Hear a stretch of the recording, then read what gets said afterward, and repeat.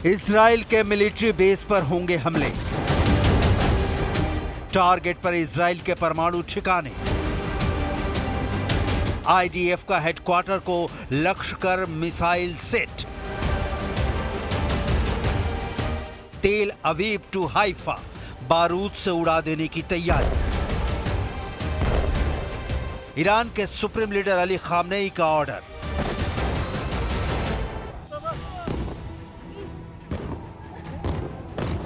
Iran छोड़ेगा नहीं। Israel ने जिस तरह से ईरान के मिसाइल सेंटरों को निशाना बनाकर उसे तबाह किया है, ईरान के सुप्रीम लीडर अली खामनेई ने उसका जायजा लेने के बाद सुप्रीम नेशनल सिक्योरिटी काउंसिल को इजराइल को करारा जवाब देने का ऑर्डर जारी कर दिया है। न्यूयॉर्क टाइम्स ने 3 ईरानी अधिकारियों के हवाले से दावा किया है कि खामनेई ने इजराइल पर जवाबी हमले की तैयारी का निर्देश दे दिया है। ईरान इजराइल पर हमले की पूरी तैयारी में है, लेकिन ये हमला कब होगा इसकी तारीख अभी तक तय नहीं की गई है। पश्चिमी मीडिया में ईरान के हमले को लेकर 2 तारीखों पर चर्चा चल रही है। पहली तारीख 5 नवंबर के बाद, दूसरी तारीख 5 नवंबर के पहले। 5 नवंबर को सीमा रेखा इसलिए माना जा रहा है क्योंकि इस तारीख को अमेरिका में राष्ट्रपति का चुनाव होना है। हालांकि ईरान की ओर से हमले की किसी तारीख का ऐलान नहीं किया गया है। ईरान के हमले की सूरत में इजराइल फिर पलटवार करेगा, इसकी तैयारी का ऐलान इजराइल डिफेंस फोर्स कर चुका है। इसका प्लान भी सामने आ चुका है। इस बार इजराइल ईरान के तेल डिपो और परमाणु सेंटरों को भी निशाना बना सकता है, लेकिन ये सब कुछ निर्भर है ईरान के हमले की तीव्रता पर। ईरान ने इजराइल पर जो अब तक हमले किए हैं उसकी डिटेल से नेक्स्ट अटैक का पैटर्न समझा जा सकता है, जिसकी डिटेल आपको आगे दिखाएंगे। अभी सुप्रीम लीडर अली खामनेई ने सेना के लिए जो ऑर्डर जारी किया है उसकी डिटेल देख लेते हैं।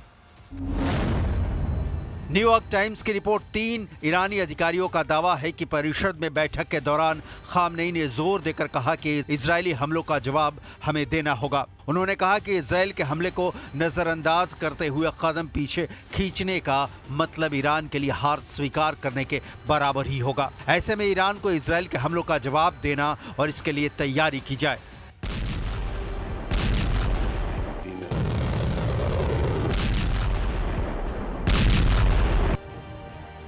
ईरान हमला के लिए तैयार है, तो यहाँ ये देखना बहुत जरूरी है कि इजराइल की वो कौन सी जगहें हैं जहाँ ईरान रिवॉल्यूशनरी गार्ड्स की मिसाइलें गिर सकती हैं।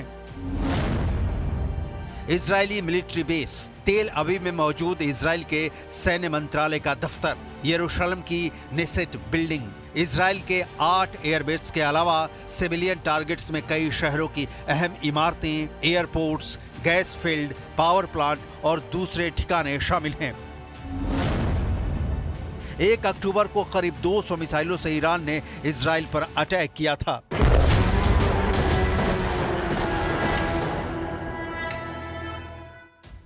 तब अमेरिकी और इजरायली कोलिशन ने ज्यादातर मिसाइलों को हवा में ही इंटरसेप्ट कर उन्हें मार गिराया था, जिससे इजराइल को कम से कम नुकसान हुआ। 13 अप्रैल 2024 को भी यही हुआ था। जब ईरान ने इजराइल पर हमला किया तो इजराइल को कम से कम नुकसान हुआ। लेकिन अगर इस बार हमला ईरान के अलावा इराक, लेबनान या सीरिया जैसे देशों की तरफ से भी होता है तो इजराइल के लिए हमलों को इंटरसेप्ट कर पाना पहले के मुकाबले मुश्किल होगा, क्योंकि इन जगहों से हमले होने पर एक तो मिसाइल लॉन्च होने से उनके टारगेट हिट होने तक की दूरी पहले के मुकाबले कम हो जाएगी, दूसरा दूरी कम होने की वजह से आसमान में फ्लाइट टाइम भी कम हो जाएगा और इससे मिसाइल आसानी से पकड़ में नहीं आएंगे। ईरान इजराइल से एक कदम आगे रहना चाहता है। ईरान की प्रॉक्सी ताकतें हमास के इस्माइल हानिया की मौत के बाद, हिजबुल्लाह चीफ हसन नसरल्लाह की मौत के बाद ईरान ने इजराइल पर हमला किया। इसका जवाब इजराइल ने भी दिया, लेकिन यहाँ ध्यान देने वाली बात है कि इजराइल ने 1 साल में ईरान पर 2 अटैक किया, लेकिन दोनों बार सीमित अटैक किया और इसे अटैक नहीं पलटवार कहेंगे। 1 अक्टूबर को हमले का जवाब इजराइल ने 25 दिनों बाद 26 अक्टूबर को दिया। कहा गया कि अमेरिका के कहने पर इजराइल ने ईरान के परमाणु केंद्रों और तेल डिपो तोपों को टारगेट नहीं किया, लेकिन इजराइल ने जिस तरह से ईरान के मिसाइल सिस्टम को तबाह किया है, सुप्रीम लीडर अली खामनेई के जायजा लेने के बाद अब क्लियर हुआ है कि ईरान को भारी नुकसान उठाना पड़ा है। यही कारण है कि ईरान अब इजराइल पर नए तरह से हमले की तैयारी कर रहा है। इसका कोई कारण नहीं कि यह हमला पहले से ज्यादा ताकतवर नहीं होगा, लेकिन कितना ताकतवर होगा ये अभी कह पाना मुश्किल है। ईरान के सारे मोहरे जैसे हमास, हूथी और हिजबुल्लाह पिट रहे हैं। इजराइल ने हिजबुल्लाह का हाल ये बना दिया है कि लेबनान में 24x7 हमले हो रहे हैं। युद्ध क्षेत्र की जो ग्राउंड रिपोर्ट है उसे देखकर आप चौंक जाएंगे। इलाकों में अब कोई नहीं रहता है। ये इलाके अब खंडर बन चुके हैं। इन इलाकों से अब सब लोग निकल चुके हैं, क्योंकि यहाँ पे अब ज़िंदगी का बहाल होना कोई टाइमलाइन नहीं दी जा सकती है कब यहाँ पे ज़िंदगी बहाल होगी। जब जंग पूरी तरह से रुकेगा, जब एयर स्ट्राइक्स का सिलसिला रुकेगा, जब यहाँ पे अमन लौटेगा, उसके बाद ही इस मलबे को हटा के यहाँ पे फिर से ज़िंदगी शुरू हो सकती है। और वो भी तब जब उन लोगों के पास पैसा होगा जिन की ये ज़मीन है जो इन इलाकों में रहते थे। लेकिन फ़िलहाल यहाँ पर ज़िंदगी बहुत जल्द दोबारा लौटने के आसार बहुत ही कम दिख रहे हैं। ये देखिए, यहाँ पे जब आप देखेंगे ये गाड़ियों की हालत होती है जब धमाके होते हैं, जब बारूद का यहाँ पे पड़ता है, तो ये देखिए कि बारूद का असर कितना सख्त होता है और क्या होता है हाल यहाँ इन इमारतों का, इन जगहों का। तो सारा कुछ यहाँ पे बर्बाद हुआ है, तबाह हुआ है, और इस तबाही के निशान यहाँ पे न जाने कितनी दहाइयों तक रहेंगे। इस बर्बादी के पीछे ईरान का बहुत बड़ा हाथ है। पूरी दुनिया के सामने ये क्लियर है कि हिजबुल्लाह तब तक जंग में है जब तक ईरान का उसके सिर पर हाथ है।